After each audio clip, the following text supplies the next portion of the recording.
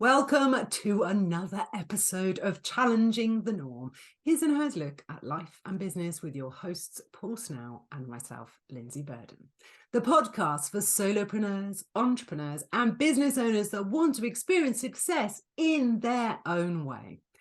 Wrestling with the topics that matter and reality checking the latest trends in business. Paul works with business owners, showing them how they can take the stress out of transforming teams into performance powerhouses that love what they do, while I offer business coaching that empowers ambitious women in business to create financial abundance and a time-rich lifestyle without sacrificing their joy. Oh, Paul, what a sight for sore eyes you are. We are at the beginning of a new year. This is the first time you and I have come together to record this podcast. How was, dare I say it, Christmas and New Year, and how are you feeling about this new year? Well, hello, Lindsay. Christmas was good. I was one of the very few that managed to escape any form of virus or lurgy.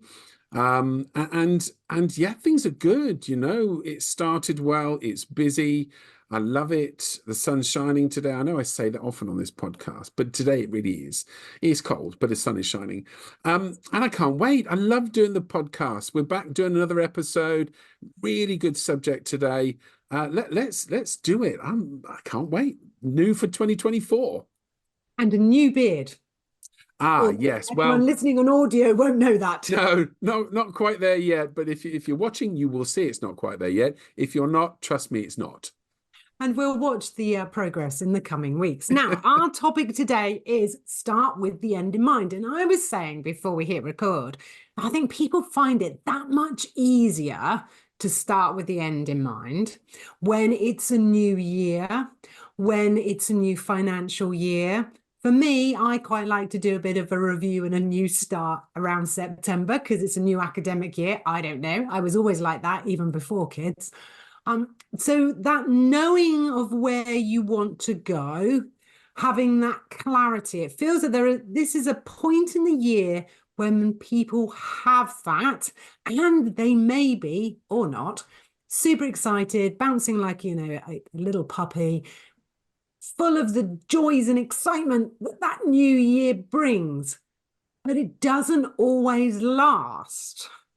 No, we can quote all the statistics, and I know you've got some. I have. How about that? You've got statistics. It's all reversed. 2024's changed already. And it's you are right on a number of fronts here, and this is why it's really timely to do this episode. We all have that energy, right? And I understand your academic year thing, but for a lot of people, they wrestle with that over Christmas. They have the break, they sit down and go, so what do I want to achieve in 2024 or whatever the coming year is? And that achieve or that outcome or the goal, whatever people define that as, two things come to mind straight off. What is it they want to achieve? What is the outcome? Because it can be very easy to sit there and go, well, I'm a coach. I want to do 6 figures this year. And this is in my esteemed opinion, of course. That is not enough of an effort, to sound a little bit harsh. It's not enough of an effort to define really what your end is for this year. What is the end about? Because, again, sounding a bit cliche, money is never going to be sufficient to drive that. It's part of that, and it's often an outcome of that outcome, but it's not the thing that drives it, usually. There's more to that. I agree with you. And I think when we put a financial figure on our success, that actually it creates a whole host of problems because you can drop into lack at any moment and you make it about the money. And actually it goes way beyond the money. For me, a financial target helps you track progress, helps you see where you're at, and helps you to make business decisions. But actually it's the why behind it. And we were talking about that earlier, the why. Why do you want to earn the money? What are you going to do with the money? What does that mean to your business? And I do struggle with this whole goal setting malarkey in that it becomes quite target focused and number related. And when it's number related, and I know from experience, I didn't hit it, or I better adjust my numbers because I'm never going to hit it. And it just creates this, I don't know, it just doesn't feel right to me, Paul. It feels like we're almost setting ourselves up to fail when we only make it about the number. And I've worked with clients before who really couldn't have any numbers in their business. It didn't work for them. They came from a holistic field. And I say, okay, so if we take that number, how many clients would you need to work with? Okay, how would you work with them? What would that mean? And then you can start talking about what transformation, what difference that would make. And the why becomes really, really powerful. Yeah, it does. And I've had recent experience of talking to people about this. And examples are that I've had a conversation with someone who had set themselves a clear financial goal, a financial outcome, an end for a year. But when we dug a bit deeper, what we found was the logic said this: their goal actually was to work 4 days a week rather than 5. That was really their end, their outcome. But they extrapolate that and said, well, to achieve that, I'm going to need to earn X amount more to cover that day that I'm no longer working. But the X amount more, or the financial number, had no emotional attachment to it.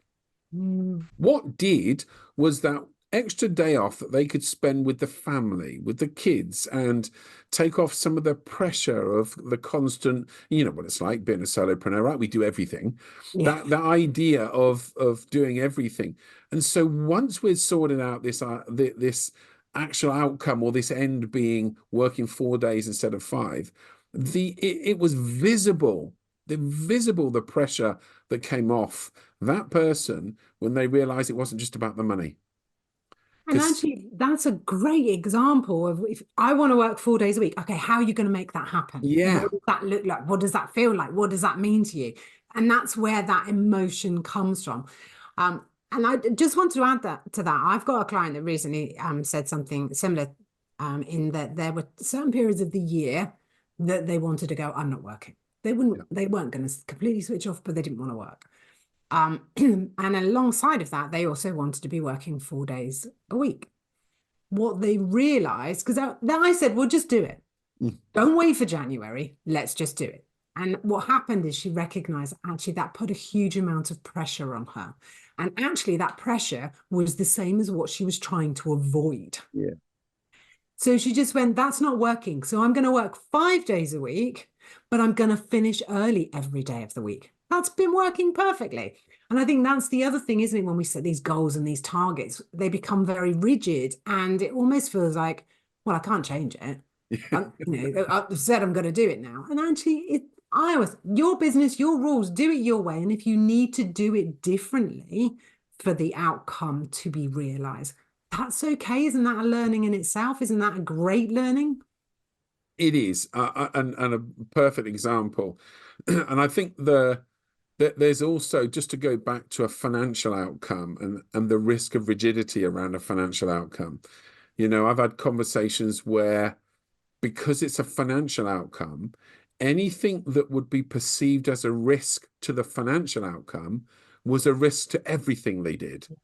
So one example of that would be defining a financial outcome, and then, look, it's social media, right? The comments like, you can sign me up for my 10-week program for 25K, and and they make it look like they do these every week, and that it's incredible, and that's a realistic number to hit, and the comments about, you need to double your prices here, triple your prices there. All of that plays to the pressure of financial outcome. Yeah. And so therefore, the minute you start seeing that, you question, am I setting the right, my prices right? If that person is marketing their service for 10 times the amount I sell mine for, maybe I'm underpriced. And yet what's fascinating is people never ask the question, but are they selling this? Yeah. Are they actually selling this? We make huge leaps of assumption that just because someone's saying it, it must be true. And it's back to those, unconscious biases, like the anchoring bias that goes, well, I've seen one person say that. Now I've seen a second person, so it must be true.